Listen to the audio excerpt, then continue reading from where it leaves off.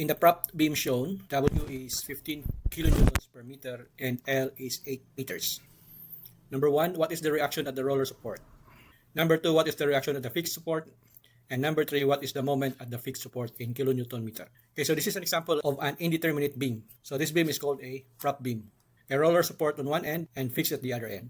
We will solve this using two methods. These methods are those that do not require memorization of the formulas for deflections. We will solve this using double integration method and the theorems of area moment.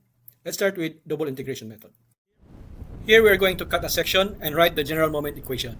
Because the general moment equation is equal to the second derivative of y with respect to x, where x is the distance from the left support to a point where you want to find y, or the deflection of the beam.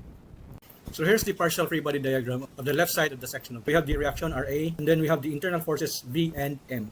So let's write the general moment equation. EIY double prime is equal to the general moment equation, which is equal to this force times the moment of x, or R sub A, times x minus the moment created by this triangular loading here. That is the area of the triangle as 1/2 times the base x times the height h times the moment arm measured from the section. That will be 1/3 of x. But first, we have to express h in terms of x. By ratio and proportion, h over x, this side over this side, equals this side, which is w, divided by the total length L. And we have h equal to w times x divided by L. We'll substitute h with wx times L. Then if we simplify the last term, that will be x times x, or x cubed, and then the denominator will be 2 times 3 is 6 times L, or 6L. So that will be wx cubed over 6L. Next, we will integrate this equation to get the first derivative of y, which is also known as the slope equation. Integral of x is x squared over 2. The integral of x cubed is x to the 4th over 4. Then we will add c sub 1, our first constant of integration.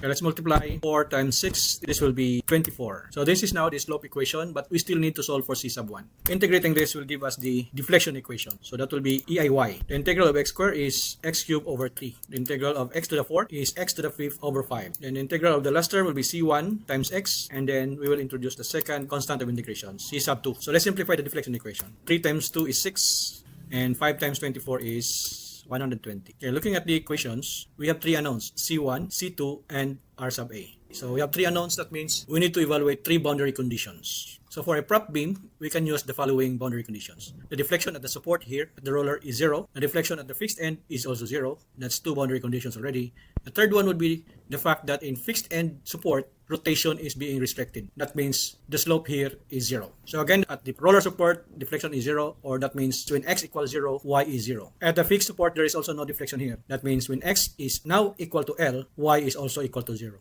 And at the support, the slope of the elastic curve is 0, so that means y prime is 0 when x is equal to L. Okay, let's start when x equals 0. Y equals 0. So if this is the deflection, that means we'll be using the deflection equation. So if y is 0, that means the left side of the equation is 0. When x is 0, the first term becomes 0. The second term becomes 0 also. C1 times x will also be 0. That means our c sub 2 is also 0. Next condition is when x equals L, y is equal to 0 also. So again, this is about the deflection, so we'll be using the deflection equation. But take note, we already know that this C2 here is 0. So when y is 0, the left side of the equation is 0. When x is equal to L, this becomes L cubed, this becomes L to the 5th, and this becomes C sub 1 times L. And the last term is 0. So let us solve for C sub 1. Okay, so let's transpose these two terms to the left. So this negative term here becomes positive on the left side, while this first term becomes negative here. By the way, the first term here is L to the 4th because we can cancel one L. And we can also flip the equation so that our C1 will be on the left side. And then we can divide the whole equation by L. L over L is 1. First term here becomes L cubed. This one becomes L squared. So that is our C sub 1. We now have C sub 2, 0. C sub 1 equals this. But this is in terms of RA. So we need one more boundary condition. That's regarding the slope.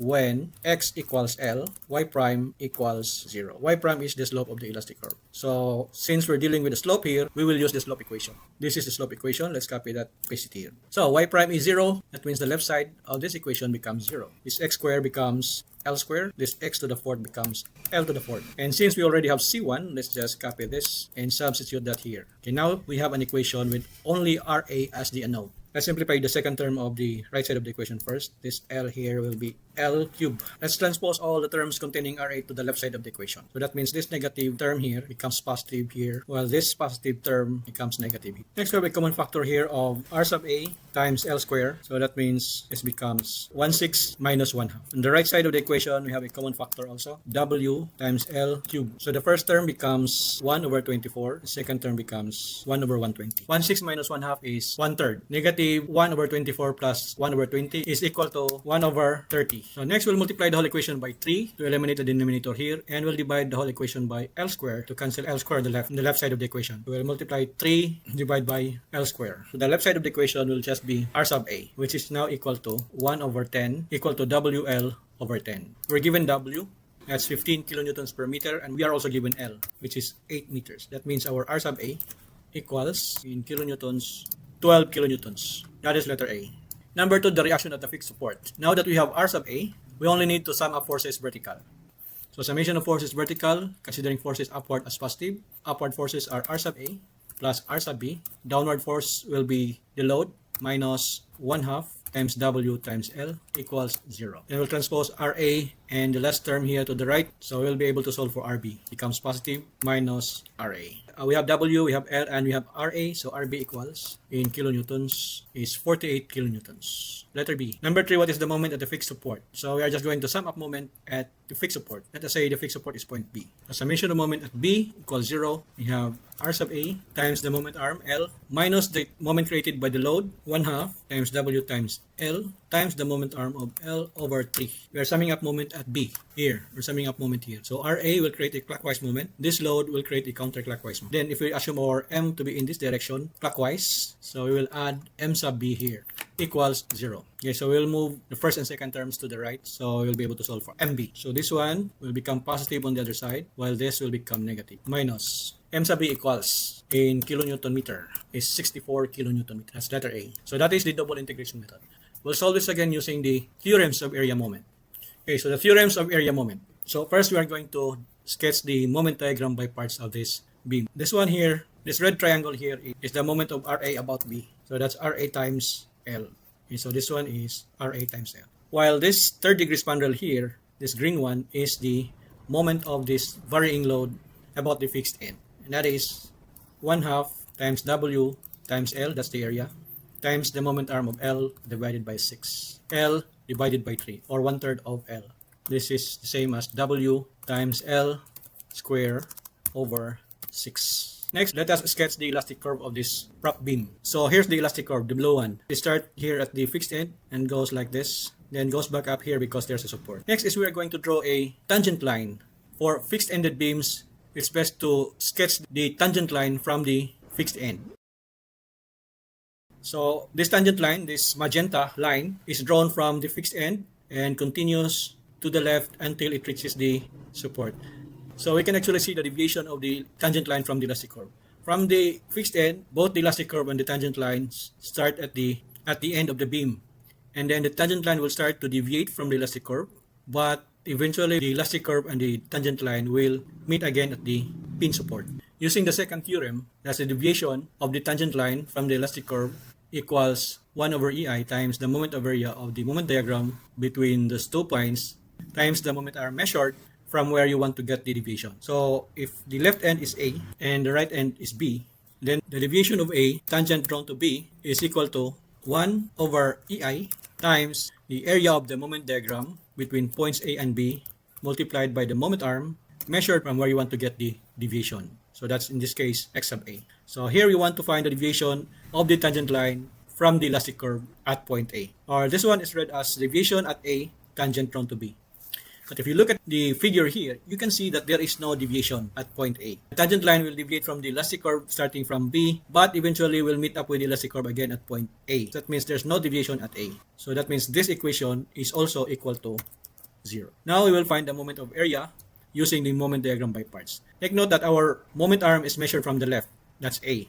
So this moment of area now becomes 1 over EI times, let's start with the red triangle. That's area of A. Triangle is 1/2 times the base, in this case is L, times the height, that's R sub A times L. This one times the moment arm measured from A, or the left end, that will be 2/3 of L. Minus, by the way, this is minus or negative.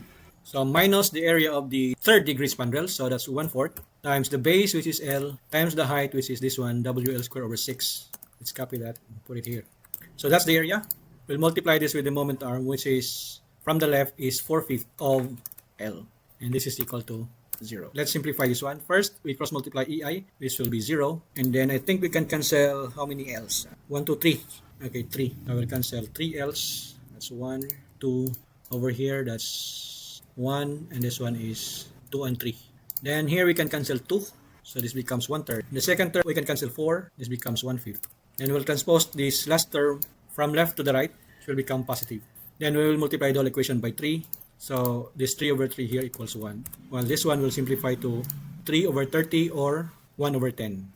So our RA equals WL over 10, and we get the same answer. And after that, you proceed with summation of vertical forces to solve for RB, summation of moment to solve for M sub B. So our answers are, number 1, letter A, 12. Number 2, letter B, 48. And number 3, letter A, 64.